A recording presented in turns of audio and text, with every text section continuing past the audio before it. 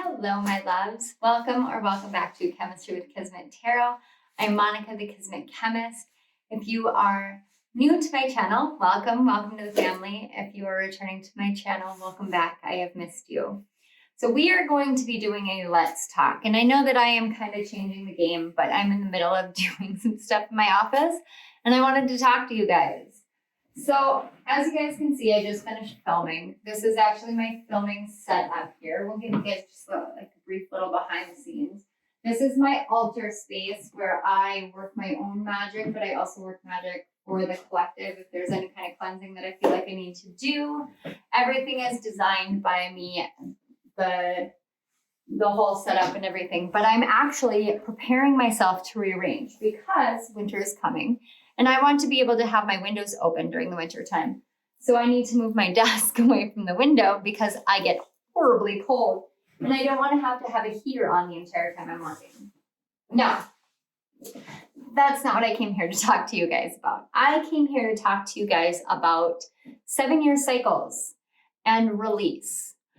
So there is this scientific theory, and it is just pure theory. And if you Google it, it'll tell you that this is nothing more or less than a theory. And it is called the 7-year cell regeneration cycle. So the theory of this is that every 7 years, the cells in our body regenerate and we get a new body. And that has proven itself to be scientifically inaccurate. It's said that it was something that was put into a peer-reviewed journal, and nobody bothered to check the information on it, or the information was updated at the time, or, there's a lot of different theories about how this got into the world. But the point is this is now in the collective consciousness. So it's hard to remove things from the collective consciousness that have this level of impact. Now, the reason why I say this level of impact, because 7 is a very spiritual number. I'm a life path 7. It's the number of the seeker of knowledge, the seeker of wisdom, the one who wants to know and understand things. And so when we think about this 7-year cycle, we have to think about the 7 chakras, the cleansing that we do. And the reason why I'm bringing this up is because when you watch this, it'll be November 12th of 2022. I've been doing that every time I make this video. This is the second time I've made this video. And I keep getting my dates off. In 2022, I am ending a 7-year cycle. This 7-year cycle began on November 12th of 2015. November 12th of 2015 marked the official date in which I received an email from my divorce lawyer, and it marked the day that the judge signed the dissolution of my marriage to my first husband. It marked the official legal end to 8 years of torment, 8 years of hell, 8 years of torture, sexual assault, physical assault, 8 years of mental assault, of gaslighting, of manipulation, of narcissistic abuse. It marked the end, the dissolution of that. Now, I could go back and I could say, I kicked him out, and so that was the end of it. I could say that, we signed the divorce documents and that was the end of it. He was engaged like a week after I kicked him out of my house. I could say that was the end of it. But no, the end of it was when the legal system, when the world recognized that I was no longer tethered to that man, that I was no longer tethered to my abuser. I was no longer tethered to the man that tried to kill me. I was no longer tethered to the man who raped me. I was no longer tethered to the man who hurt me. And these are audacious claims for me to make because I've never once said it out loud like this before, not to the world. But I'm ending a 7-year cycle, a cycle where I have had to fight tooth and nail to find my voice, to use my voice, and to not be afraid to use my voice because he would always threaten legal action against me. He would always threaten to steal the children from me. He would threaten to put me in an early grave. He would threaten these things over and over and over again. He threatened to use my medical illnesses against me in a court of law, and he followed through on that threat. And he lost his court case. as he tried to take our children, and he irreparably damaged his relationship with our daughter, Eliza. It fills me with sadness to this day that he could not grow up. That the dissolution of our marriage did not dissolve his childish behavior, his self-centeredness, his abusive nature, his narcissism. It didn't dissolve it, but it did dissolve me of my people-pleasing, self-sacrificial, allow someone to walk all over me tendencies. It dissolved me from that. It took me hell and high water, 5 years of alcoholism, 5 years of alcoholism, chronic illness, and nearly giving up before the universe backed me into a corner and said, shit or get off the pot, learn your lesson, get up and do this. Fight back, fight hard, fight for yourself, fight for your children. And that is what I did. I got up and I fought. I fought tooth and nail every damn day of my life. I fought. And why did I fight? I fought because my kids deserve to have one healthy parent. I fought because I found the man that I love, that fills my soul, that accepts me for everything and every part of myself for who I am and doesn't question it. I fought because I wanted to have a voice. I fought because there were so many children and women out there who don't have a voice, who go through the same things, who go through the gaslighting, who go through the manipulation, and who have no recourse and no help. My husband's mother, she's my resource. She's my rock during this stuff. Because she's been through it, she understands it, she knows it, and she speaks out about it. She talks about how when she escaped her first husband, when she escaped her husband, the father of her children, they lived in a battered women's shelter. And she talks about there was a therapy session for the women. And they had her take a name tag and write her name on the name tag and put it on. And she said the second that she did that, something broke inside of her. Something broke through the wall of misplaced identity. She had no idea who she was. Something finally broke through that, and she finally understood herself. She finally felt like she had gotten herself back just from writing her name on a name tag. But it was the surroundings, it was the support as well. It was the safety. I didn't feel that for 5 years. I drowned myself in alcohol for 5 years. It was not until 2 years ago that I finally said, I am not doing this anymore. I am not pandering to this bullshit anymore. You are not going to control me anymore. And the way that I did that was I actually looked through text messages that went from 2020 all the way back to 2007. I found the messages that I had sent apologizing to him for beating me, saying I deserved it, that I deserved worse because I didn't take his emotions into consideration. I didn't take the fact that he had a headache into consideration. So I thought it was justified for him to beat me, to bruise me, to rape me. I justified his actions because of my shortcomings. And it wasn't a shortcoming. I had my emotions too, but my emotions had no place in that marriage. There was no safe space. There was none of that. To this day, he swears that mental abuse does not exist and he never did anything to me. He says that I am victimizing him. He tells me I am a bully and a victim simultaneously. I guess, considering I talk a lot about holding polarities, we could make a joke about the fact that, well, I guess I can hold the polarities of a bully and a victim. But no, I refuse to be a victim and I am not a bully. I'm outspoken.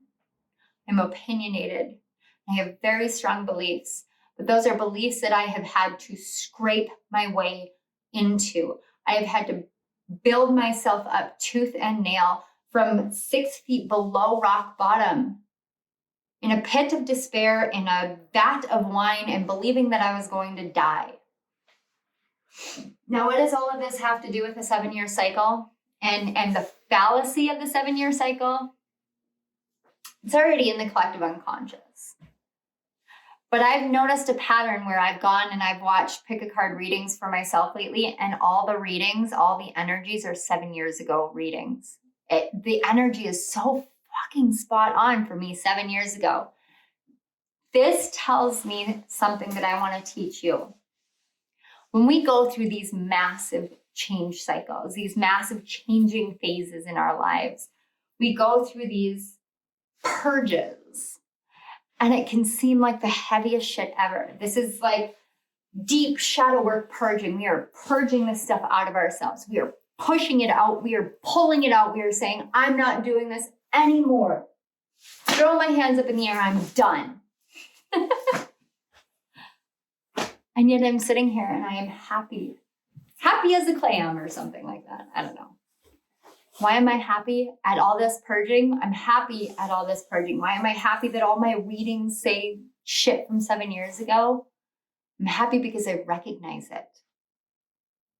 Because if my energy is sitting in a state of 7 years ago and I'm in the middle of a purging, it means that I am getting ready for a brand new me, a brand new life.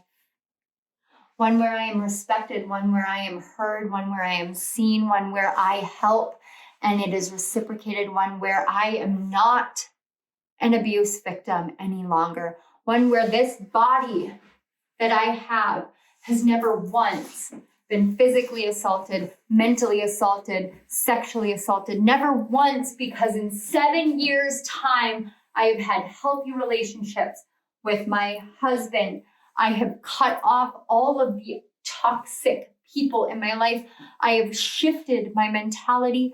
I have stopped my alcoholism. I stopped it in its tracks, and then I quit smoking, and then I quit vaping. And then I stopped taking my medicines that I didn't need to take, and I cleansed my body, my mind, my heart, my soul. I made myself whole. In 7 years, I rebuilt myself from every tower moment, from the root all the way to my crown. And I found spirit, and I found my path, and I walked down it. Go back 7 years. Go back to 2015, when life seemed easier or worse or harder. And the world wasn't this hard, but our lives may have been harder. I know the world was not this hard back then, but my life was so much harder. There was no joy. There was no happiness. I felt nothing. I was dead inside. I was dead. And I am at the end of a 7-year cycle, and I am so overjoyed. I'm so overjoyed by it. Because 7 years has come and gone, and that man has not touched my skin. He has not touched my heart. He has not touched my mind. He has not touched my soul. I am free. I am free. And for every person who is out there still going through this, walk away. You can do that. There are resources out there. I believe in you, and I get how dangerous it is. I was terrified. I tried to kick him out, and then I got so terrified. I was abandoned by the church when he left because there was domestic violence involved. I was left alone with no one. I had no resources, and the universe brought me David. And he became my best friend. He was the only person who understood what the silence in the house felt like when the kids were gone, and it was just me. He gave me a safe place. He gave me someone I could trust. And we built a friendship into a partnership, and we built a partnership into a marriage, and we built a marriage into a family. And he had to go through every agonizing trauma and wound that would come purging out of me. And he stood beside me. You get second chances. You who give second chances, you get second chances. It may not even take you 7 years. It may take you 2, it may take you 3, it may take you 2 weeks. Everybody is different. There is a premise out there about a 7-year cycle, and I am ending my 7-year cycle today. 2 years ago, I got sober. 7 years ago, I freed myself.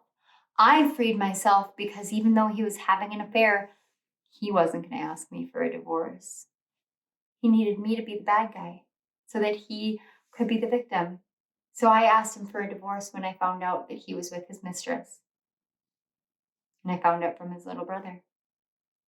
I'm airing all the dirty laundry out because I don't care anymore.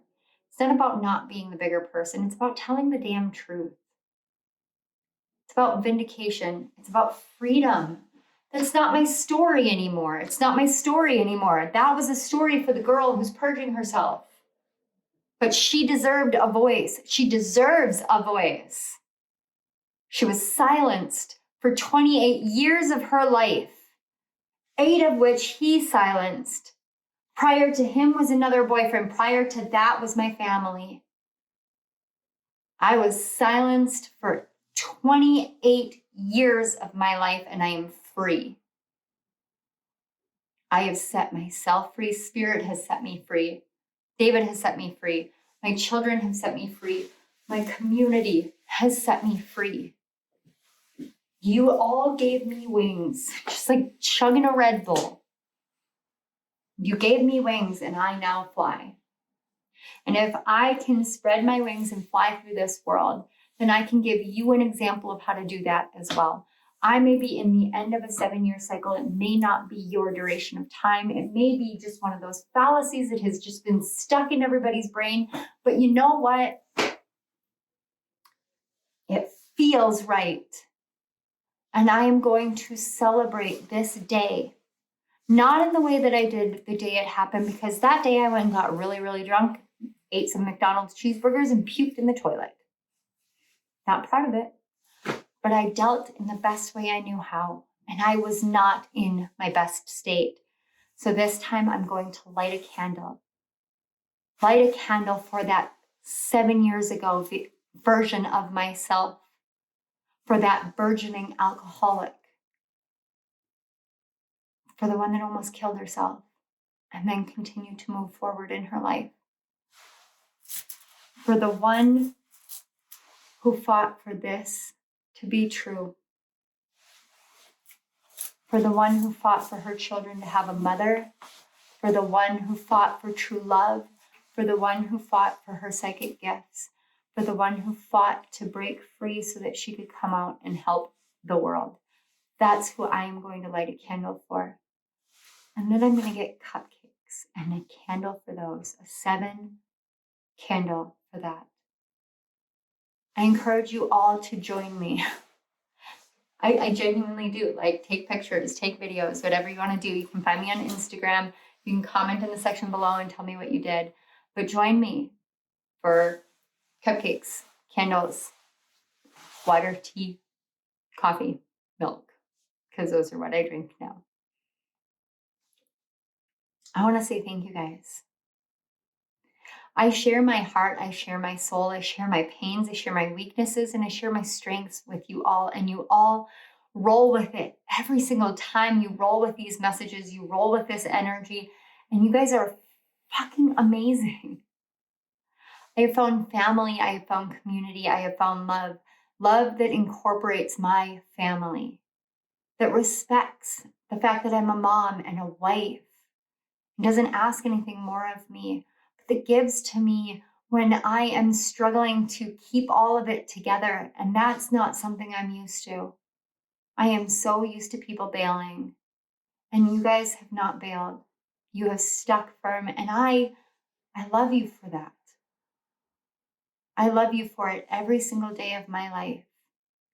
You fill my heart with joy and happiness, knowing that you have given me a purpose and a voice and made it so that what I do matters, because without you, it wouldn't. Please know that without you, I would just be giving messages to no one, and all of my light would be going into nothing. You make this possible. You do every single day that you come here, and I want you to know how appreciative I am, how grateful I am. All right, my loves. This has been your Let's Talk message. Let's Talk 7-year cycle. May have been really crazy, but it felt right. 7 years. I'm going to go have a cupcake. All right. I love you all. Thank you again so much for being here. If this resonated, you guys know all those fun YouTube things. Like, subscribe, share, comment down below. Let me know how this helped. I love that feedback. I love it. And I love you. I will see you at my next reading. Bye.